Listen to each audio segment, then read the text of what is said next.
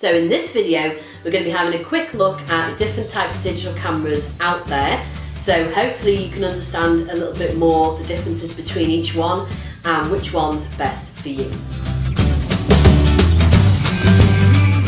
Hi guys, Mandy here again from the Photography Blog, bringing you photography tips to help you take better photos.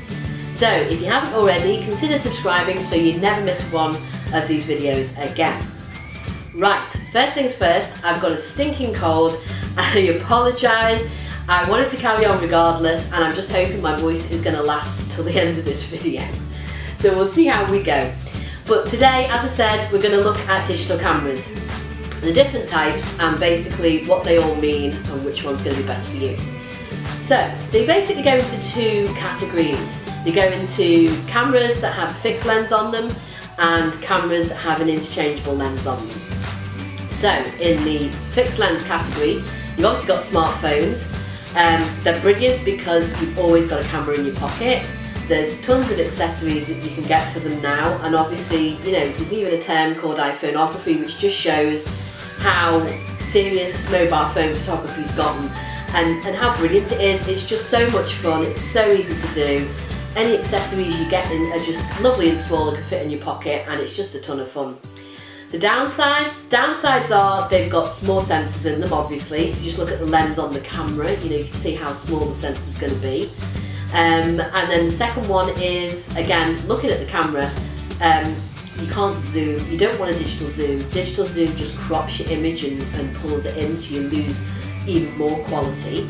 You can get clip-on lenses for mobile phones now, but I still don't think they beat a zoom. So they're great for certain types of photography, but if you're wanting to zoom in, it's not fantastic on a mobile phone. So obviously everybody knows about a mobile phone. Next up is point and shoot cameras. Now obviously you've got a whole range from very cheap to very expensive again. The very cheap ones, kind of the market fell out of those because basically your phone does what a cheap point and shoot can do. Again, the only difference is you tend to be able to zoom in and out very easily on a point and shoot, which you can't on a smartphone. That's the main difference. So it just changes the way you take your photography basically. When it comes to high-end point and shoot cameras though, there's some really good ones to choose from, and again, normal point and shoots, they have very small sensors, not much bigger than a smartphone. But you can get some higher end point and shoot cameras that have got APS-C size sensors, so the same size sensor as what's in this camera. And you tend to get a decent amount of focal length on a point and shoot, so that's how far you can zoom in and out. So your wide angle is say 24, and your zoomed in, or your telephoto angle, or length rather, sorry, is like 70. So 24 to 70, very common focal length, most used focal length as well. So when it comes to point and shoot cameras, they've got an ideal lens on them for all-round everyday photography. And the higher end ones, they've got manual controls on them, they've got video, so they're a great all-round camera from that point of view. Some of them, so let's think, say the Sony RX100 Mark V, that's got a tiny little EVF on as well, which is an electronic viewfinder, which a lot of point and shoots don't have. So that sets it apart again. It is pricey, but it's an amazing amount of camera in a very small package. So if you're after a good all-round camera that you can control the settings with, you're not too worried about the fact that the sensor's small and you're not going to get great quality, but you're after portability, size and weight is a big issue, then a higher end point and shoot camera is a really good choice to have. It's very easy, you can slip in your bag or your pocket and then off you go. So great choice, higher end point and shoots. If you've got a lower end point and shoot, personally I leave this one at home these days. I don't use it, I just take this with me. So that's my personal preference, but it's something to think about for you if you're thinking about getting a different camera. And then the last one really in that fixed lens category is a bridge camera. So as it sounds, it seems to be halfway between say a point and shoot and a DSLR. So it's styled a lot like a DSLR. They tend to be a little bit smaller, but they have a lot in common with like higher end point and shoot camera. So The main difference I'd say is the length of the zoom, the length of the focal length range. What am I trying to say? So, for instance, 24 to 70 is a common focal length zoom for a point and shoot. When it comes to bridge cameras, it goes so much further. So you're looking at the wide end about 24 or 28, but it can go very easily, very commonly, all the way up to 600mm. I've seen ones at 1300mm, and it's like, good God, that is a ridiculously long range of focal length for a camera. So if you're after an all-in-one camera that's not that much bigger than a point and shoot, and you don't want to change a ton of lenses, then a bridge camera could be the way to go, basically. Yes, it's got the same size sensor as a point and shoot, and yes, obviously when you've got that length, that range on your zoom, you're not going to have the best quality compared to, say, a DSLR with, say, 3 different lenses that cover the same focal lengths. So yeah, that's a consideration. But if you're more interested in having that range, but you don't want to have either the size and weight of the gear or the expense of a DSLR with a load of lenses, then a bridge camera is a good alternative as well. It gets the job done at the end of the day. And at the end of the day, for me, photography is about recording images, recording memories, recording moments. So if that's primarily important to you and you're not really into a ton of quality, then bridge camera is something to look at, because you do have that ridiculously long choice of zoom on it as well. So I think that pretty much wraps up the different types of cameras that you can get with fixed lenses on them. And I hope that's given you a little quick overview of what's available and the differences between each one. So the second category we've got is an interchangeable lens camera. And as it states, it obviously, you can change the lens. You can take this one off, you can put a different one on. And why do you want to do that? Well, you want to do that because it gives you a lot more choice of creativity.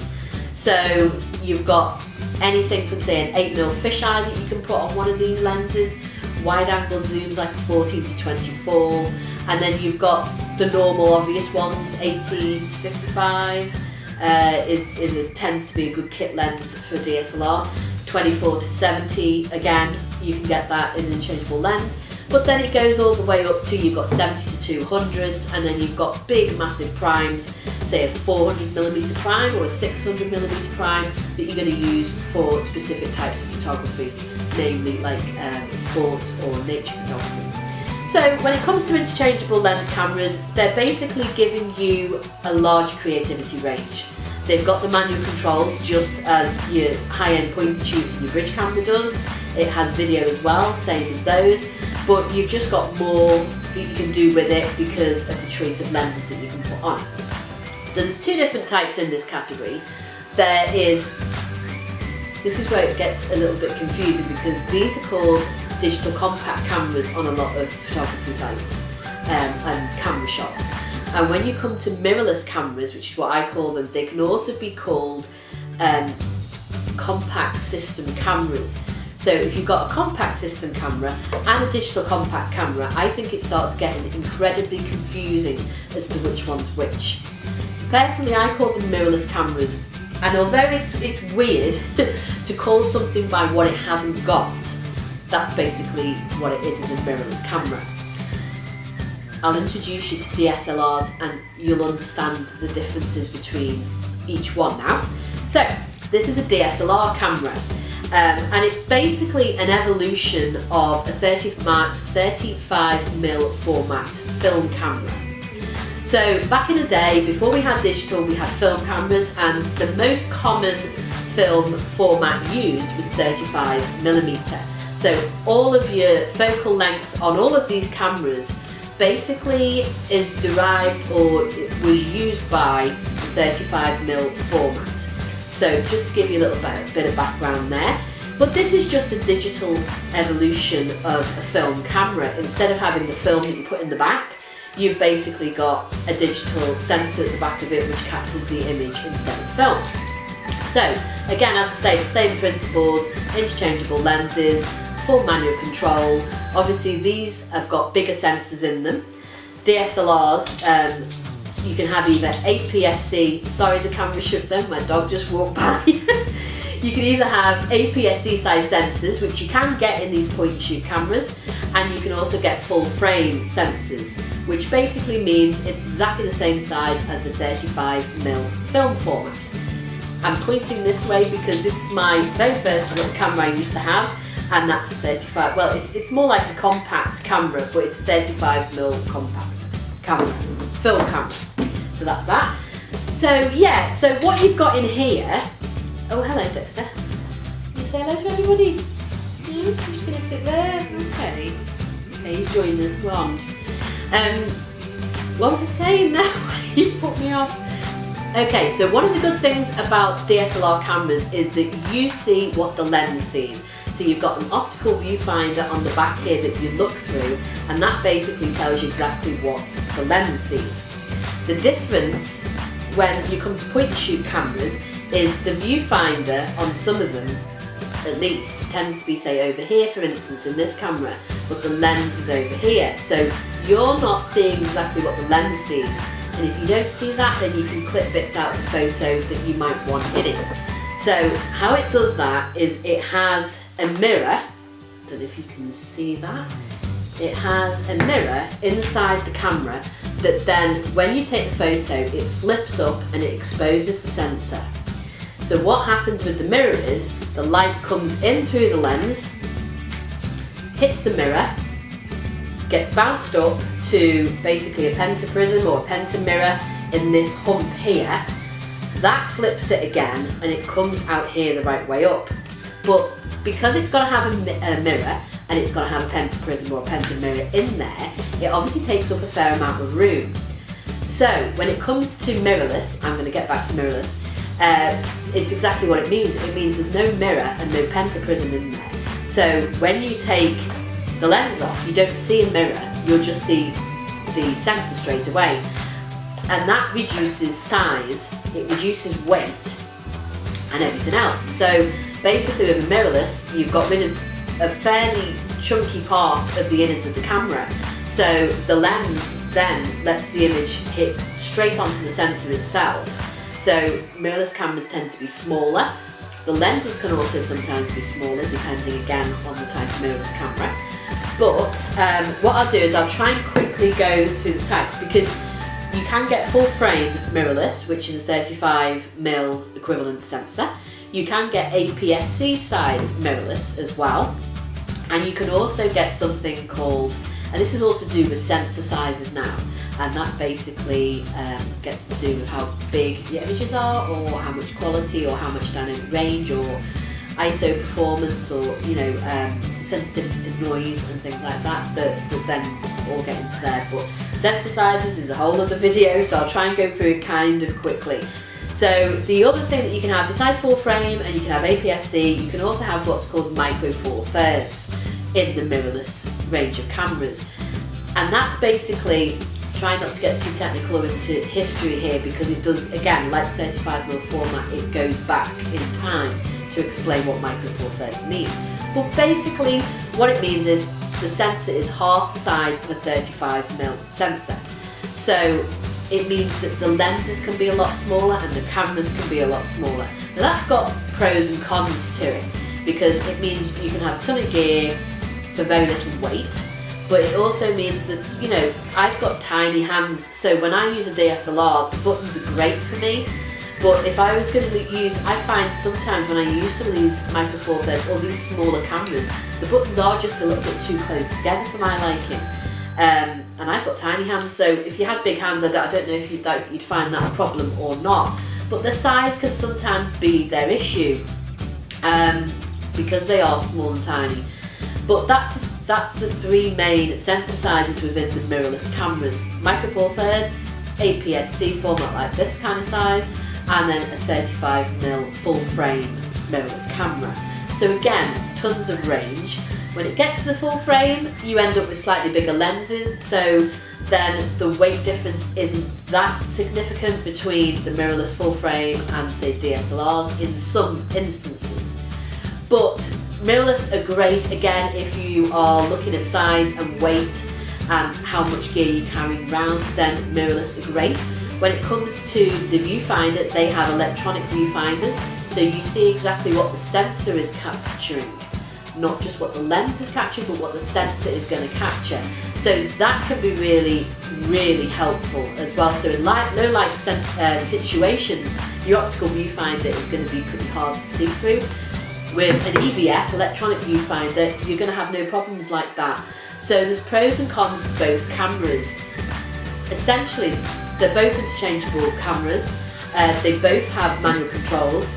The differences are with mirrorless, you'll get focus peaking and other features that DSLRs don't have just because of the electronic type of camera it is, whereas this is kind of half and half. So mirrorless cameras are very, very interesting cameras. They are still growing. They're not where the DSLRs are now. They don't have the same kind of lens ranges and things like that, but that's just because they're a lot younger.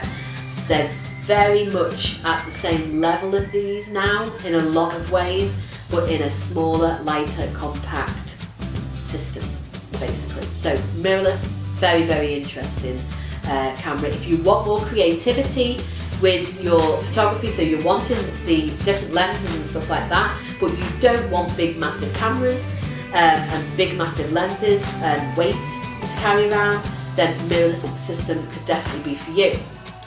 Then get to what I've got here, and this is basically an entry-level DSLR, so they are not massive.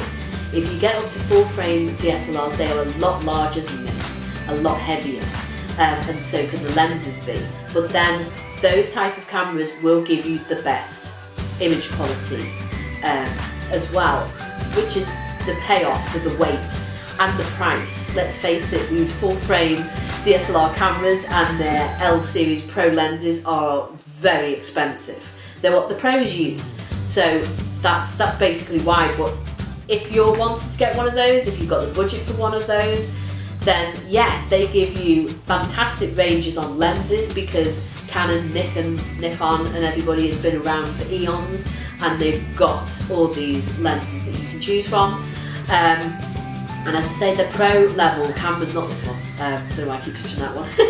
But yeah, full frame DSLR cameras, they're pro level cameras, the 1DX or the 5D from Canon, the D850 from Nikon, those type of cameras are fantastic for image quality. They're fantastic for the range of accessories that they've got for them, and they can all do video as well, so they can do a lot more all-round things than what they used to be able to do a couple of years ago. So for instance, this is a 450D or an XSI if you're in America, and this is probably 2008, 9?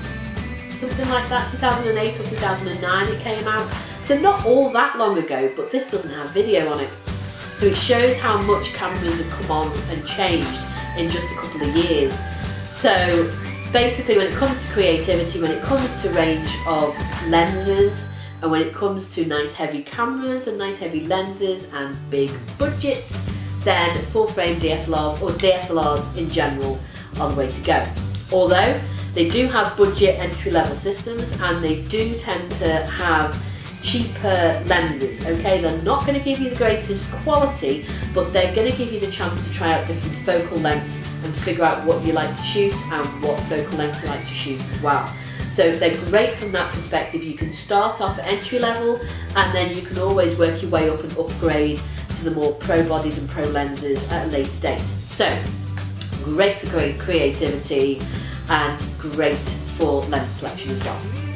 So there we go, that's kind of covered all the digital cameras and what they are and the differences between them. I hope that's helped you. I hope if you're looking for a digital camera or to upgrade from one, that's explained a little bit more about it for you and hopefully helped you make that decision. If not, and you've got any questions, then pop them in the comments below and I'll answer them there for you. If you've enjoyed this video, if you've liked it, then please give it a thumbs up. It really does make a difference. And if you've not already, as I said earlier, then please subscribe to the channel and you'll never miss another one of these videos. So, Thank you very much for watching. I hope you really enjoyed it, and I will see you in the next video. Thanks a lot. Bye.